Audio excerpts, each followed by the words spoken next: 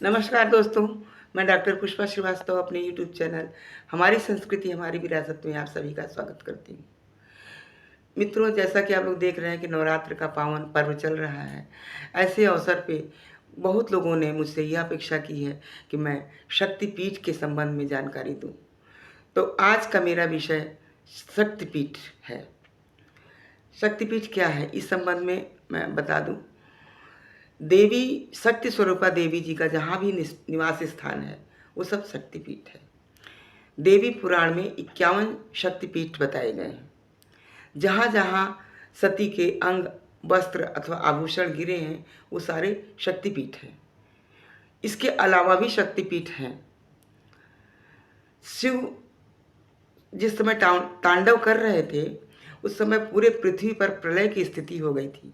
ऐसे समय में भगवान विष्णु ने अपने सुदर्शन चक्र से सती के शरीर को खंड खंड कर दिया और वो सारे खंड जो है पूरे ब्रह्मांड में जाकर के गिरे और जहाँ जहाँ भी गिरे वहीं पर शक्तिपीठ की स्थापना हो गई। भगवान विष्णु ने इसलिए खंड खंड किया कि सती का पुनर्जन्म हो जाए और भगवान शिव का रोष भी खत्म हो जाए। तो इस प्रकार से देवी पुराण में 51 शक्तिपीठ की चर्चा की गई है, जहाँ पर कि सती के अंग, वस्त्र अथवा आभूषण गिरे हैं। इसके अतिरिक्त मित्रों, देवी भागवत में 108 शक्तिपीठ बताए गए हैं।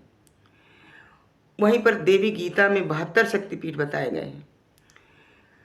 और भगवान आदि गुरु शंकराचार्य ने तो 18 शक्तिपीठ के दर्शन किए हैं और उन्होंने अष्टादश शक्तिपीठ स्तोत्रम की रचना की है, जिसमें उन्होंने 18 शक्तिपीठ बताए हैं।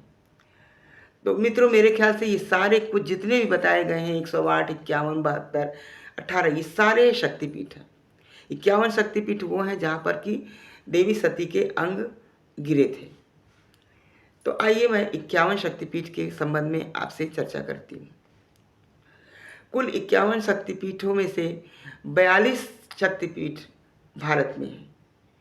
4 शक्तिपीठ बांग्लादेश में हैं, 2 पाकिस्तान में हैं, 1 तिब्बत में है और 2 नेपाल में है। इस तरह से कुल 51 शक्तिपीठ हैं जहाँ पर कि देवी सती के अंग, वस्त्र अथवा आभूषण गिरे थे। अब आइए जानते हैं कि हमारे उत्तर प्रदेश में कितने शक्तिपीठ हैं। तो उत्तर प्रदेश की हम बात करें तो यहाँ पर 5 स्थानों पर शक्तिपीठ बताए गए हैं। प्रयाग में सर्वप्रथम शक्तिपीठ बताया गया है ललिता देवी के नाम से, जहाँ पर कि सती की उंगलियां गिरी थीं। वहाँ पर ललिता देवी के नाम से एक शक्तिपीठ है।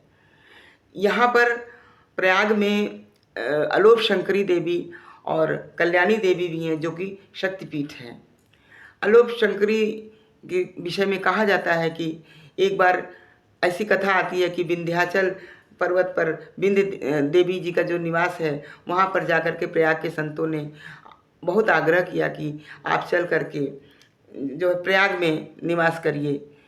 तो देवी जी उनका आग्रह मान गई और आकर के प्रयाग में कुछ दिन रहीं, किंतु एक दिन अचानक यहाँ से जो है अलोप हो गई और जाकर के अपने पुराने स्थान विंध्य पर्वत पर बैठ गई।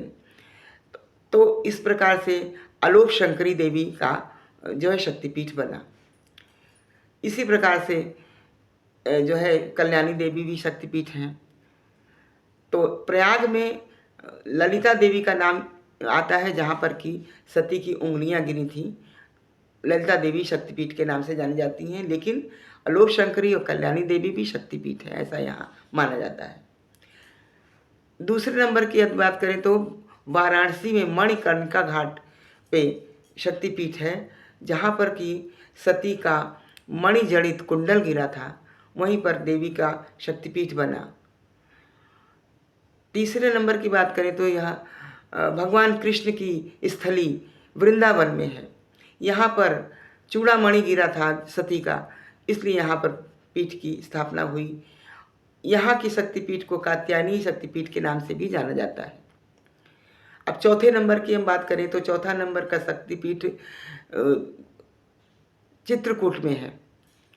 चित्रकूट में देवी का बायां वक्षस्थल गिरा था, इसलिए यहाँ पर जो है देवी की शक्ति बनी, शक्तिपीठ की स्थापना हुई।